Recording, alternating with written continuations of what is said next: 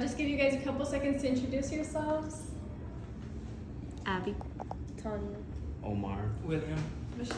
Giselle. Jadeli. And I just want to ask you a question. Have you ever woken up feeling like you've only slept like 5 minutes throughout the whole night, and you, in your mind and your body isn't at its full potential, and then you feel groggy and like the whole day you feel like you want to sleep but you can't fall asleep? If so, I can relate. This is why I have decided to do intense research on what screen time can do to our physical and mental health, and what it can do and what we can do to prevent negative effects. I would like to talk to you today about the problem, effects, solutions of too much screen time for parents and children. Spending too much time in front of a screen can affect our physical and mental health, but there are also ways to solve this problem. You may be asking yourself, wait, are you trying to convince me to stop using my phone? I know, I spend way too much time on there too, but after this research, I have made my decision. Did you know that insomnia doubles the risk of future hypertension? Too much screen time causes insomnia. While reading an article by Nestor Fossum, I read that computer and mobile usage was proven to be associated with insomnia. According to Human Kinetics journals, researchers found that parents consistently over-reported their children's PA meaning physical activity. The researchers found that electronic devices negatively affected the physical activity of the children. So parents who thought that their children were doing a lot of exercise, they found out through the research that their children weren't doing as much exercise as they thought they would be. And you may be thinking, well, how does that affect me? I don't have kids. Well, I believe this citation actually applies to all of us, because we all use our phones or electronic devices and underestimate the amount of time we're on there. And here are some ways it affects us mentally.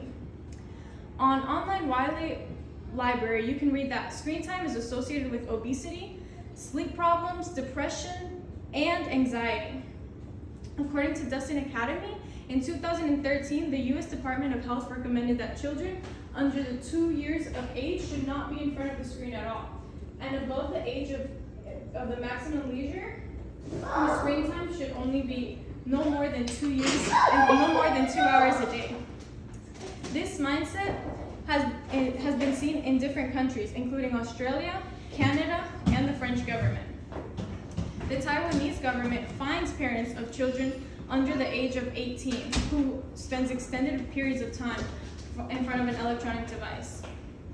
On the other hand, throughout this research, I also read how beneficial it is in the classroom and educational setting to include electronic devices. It gives a good effecting on their learning. It promotes individual support and personal development, and a lot of individual opportunities for the person. Although, how does this help our society?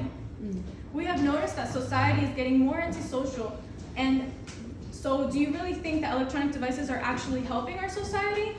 You may be asking yourself now how do I prevent this for myself and for my household?